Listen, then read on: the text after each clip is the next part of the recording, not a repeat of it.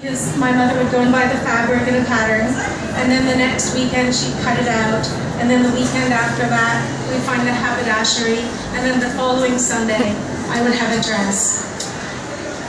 So it was a really long process. But if I went shopping with my dad, it was great. He had no patience, so I couldn't try anything on. So I knew exactly where my waist or my shoulders was on a hanger. I got really good at it by the time I was 12, because there'd be no returning anything. And so I started to really understand hanger appeal and fit, and it was just the necessity of just wanting nice things.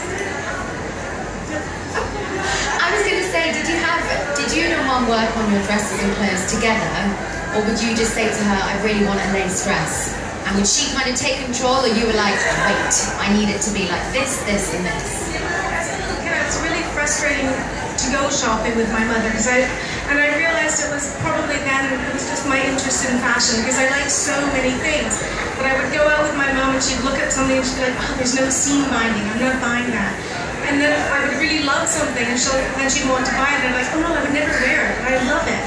And it wasn't until I was older that I started to realize that I loved a lot of things. They weren't my style, they weren't me, but I really loved them for their own sake, and it drove my parents nuts.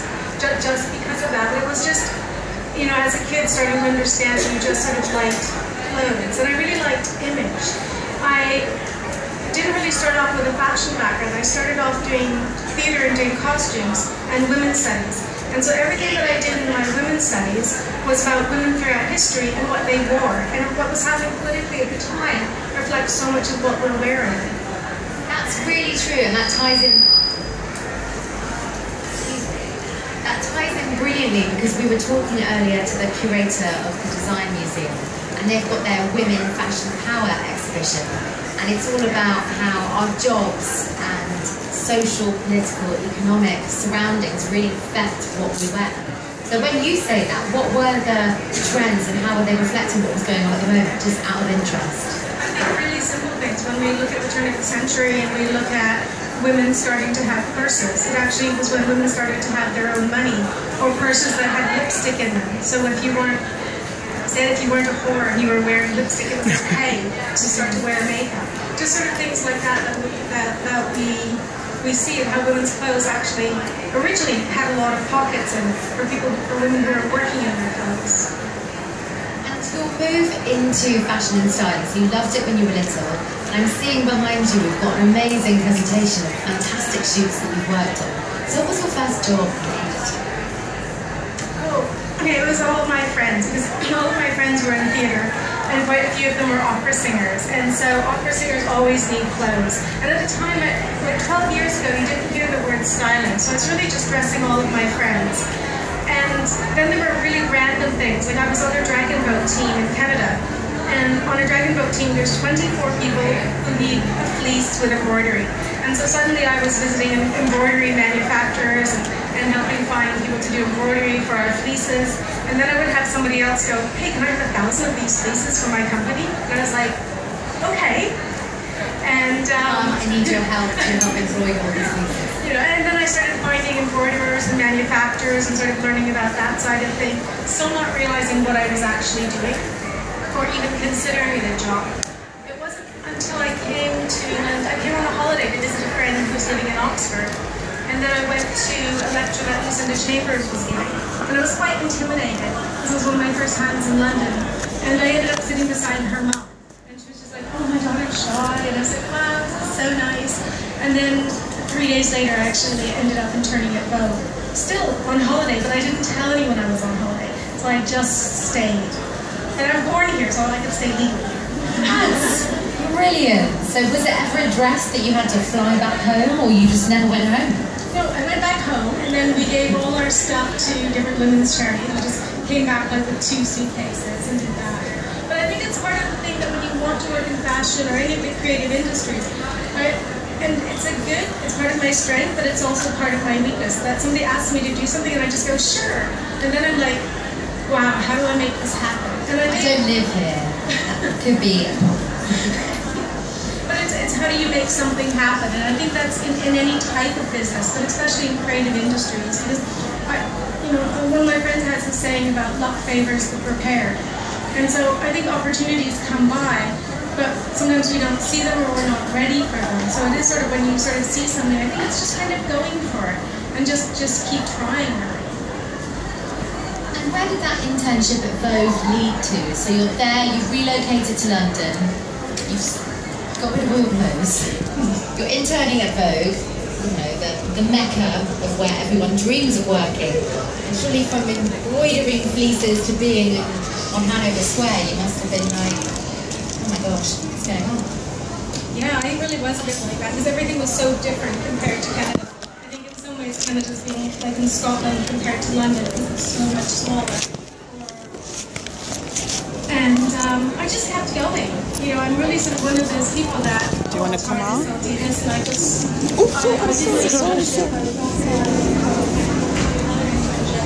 Chair at the front now. Oh, I don't want to go for it. Thank you. Sorry. But I needed to understand how something works. But it is that. It's creating your portfolio. We're doing shoots all the time. And I think if you look at the way a visual artist works, it's their job, their passion, their love, and their responsibility to build a body of work. And nobody's going to tell them to. If that artist doesn't build a body of work, they don't have anything to show. And I think what happens so often in styling, people are always waiting for somebody else to sort of get them going. And if you're waiting for somebody else, nothing will happen to you. That's a really good point, and also in the fashion industry, but just in general, I know it's something I definitely suffer from sometimes. If I think, I haven't been told to do that yet. So being a stylist, you feel you have to kind of take the initiative and just make it happen. Even if it is a case of, you know, I'm sure lots of you have a brilliant camera and great clothes and some gorgeous friends. You know, just kind of make it happen, even if it is on your own time with your own tools. It's going to be on your own time for a long time. So you have time, so you may as well try. You know, I think if we don't sort of try or put yourselves out there, then nothing happens. But it's like any business, and I think that's the thing that people forget. And when you're at an event like today, this is where we're shopping and it's fun, but it's the business of fashion. It's still a huge industry. What qualities would you say that you have, or that one would need to get into the fashion industry as a stylist? That's really quite a difficult question, but what qualities, you know, must be quite organised, but then of course quite creative?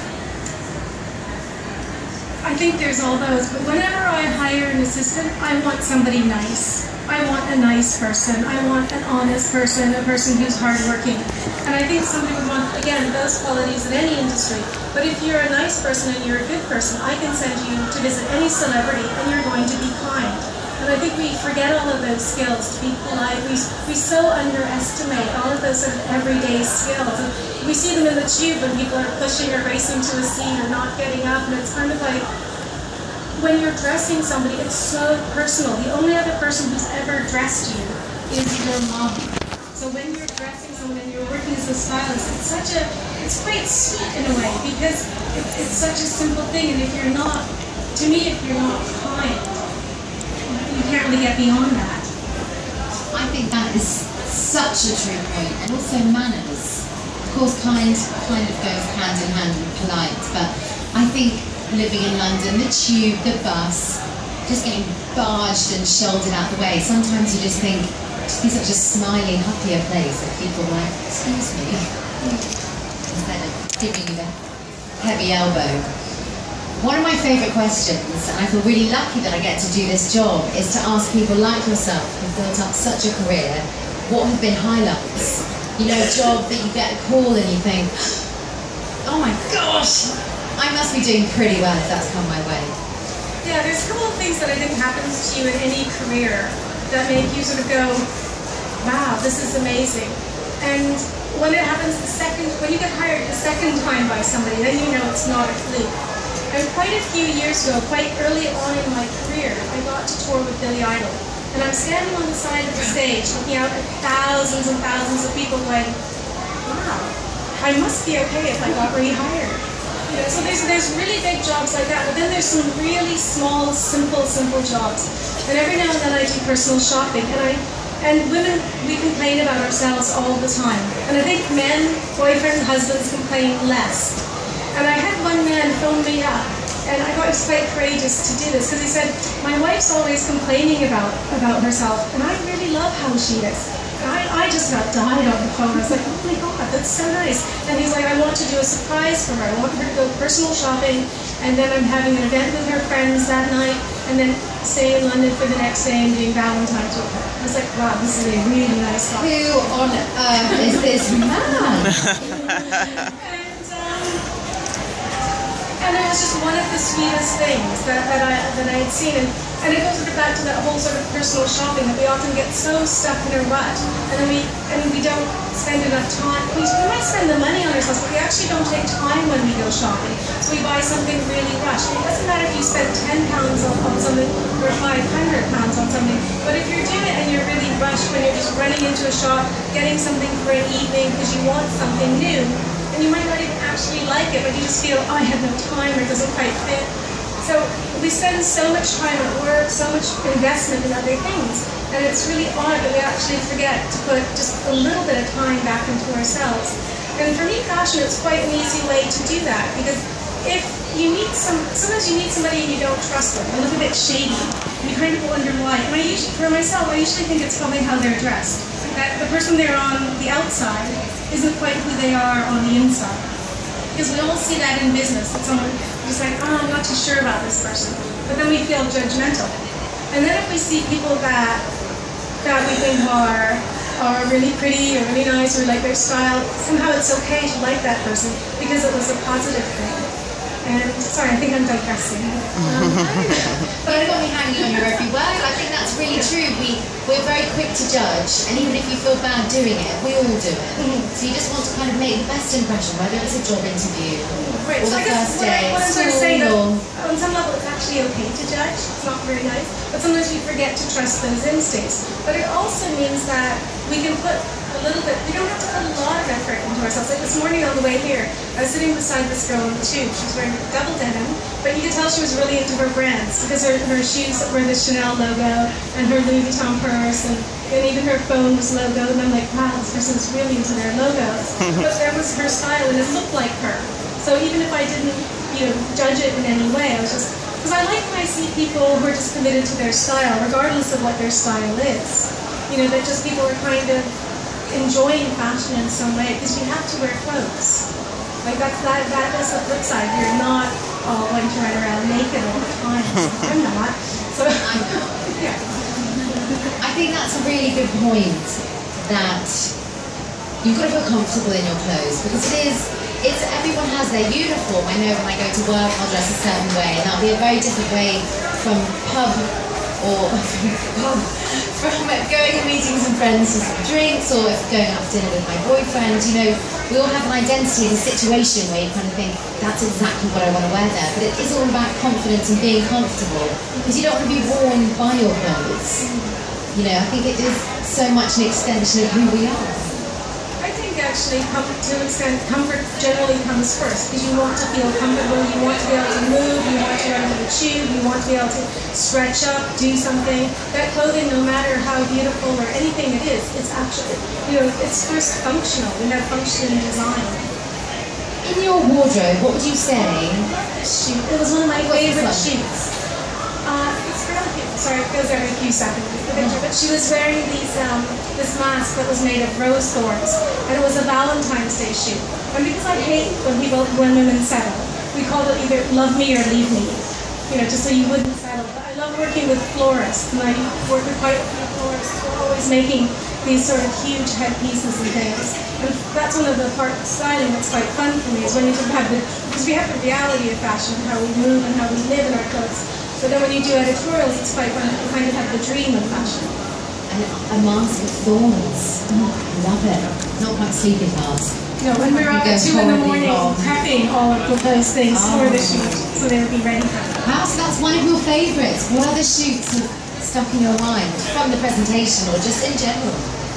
This shoot was nuts because it was up in Sweden, and people forget that when the stylist has to take luggage, it's the major dilemma of my life. Because when I go on a trip, a holiday, I underpack, and I'm like, no, as a stylist, I never have enough clothes when I go on a trip. And I think it's because when I go on jobs, I have hundreds. Like with this job, I must have had like 16 suitcases. and it's just me who's looking after them or pulling them off of the, I don't know what you call it, the conveyor. Yeah, the conveyor. So there's so many things that people forget that the stylist, your job is so practical. Most of my job involves luggage, which is why I'm really fond of luggage actually. I bet that you also have to be prepared for, you know, fashion disaster. You must always have to have the right kind of, I don't want to say tit tape, but tit tape. Or something, you know, the needle, the thread, the perfect sewing kit. You must have to have everything with you in case they're like, Rebecca, we've got a dress crisis. I think so, but at the same time, I always kind of have like a plan B in my head if something goes wrong, or I always, you know, I have, you know, a sort of, if I die, how does the show go on thing in my head, but everything is so well organized that my assistants or somebody else can literally take over any job that I'm doing, so you don't let your team down, because you're always a stylist. Unless you're doing some personal shopping in some way, you're always working with anywhere from like 4 to 20 people on a shoot, so you don't want to let people down. As someone who's worked in fashion for quite a long time, your personal wardrobe, what would you say are your key pieces or your basics, even if they're not very basic? You know, some people might say classic crisp white shirt, stripy t-shirt, trench coat. What are the bits in your wardrobe that you couldn't live without? Comfortable shoes. I wish I was all that sort of glamorous, but I'm quite practical in my wardrobe, and I don't. And everyone thinks that I have to have hundreds and hundreds of things in my wardrobe, but I completely live vicariously through my shoots or the other people that I dress. That my job, most of the time, it's behind the scenes. So I think also people forget that, because I'll meet students and they'll be like, yeah, I love dressing myself. And I'm like, well, that's great, but it's not about you. The job is always about somebody else. And I guess if I did have one thing in my work that I'm quite obsessed with is actually hats. I love like a good bow. How many hats do you think you have? Lots? You know, maybe like 25. Oh, lovely. But I wear all of them.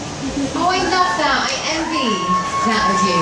Because I always put on a hat and just feel a bit like I'm in a hat. That's exactly what I mean. I always feel like the kind of hat's wearing you, whereas you probably, you know. I think I'm only like 5'2", so a hat gives me a bit of height. It's kind of like I always wanted an afro because I thought I looked taller. Just that sort of thing. You look great with an afro, and I see it on other people. I'm just like, that is the best hairdo. I just have straight hair. Now at this point, I would love us to kind of throw it up for some Q&As. We've got the brilliant Rebekah Roy here, so don't be shy. This is the final talk at London Fashion Weekend. Who's got a question? Come on, yes. Oh my gosh. Let me just totter over so we can all hear you.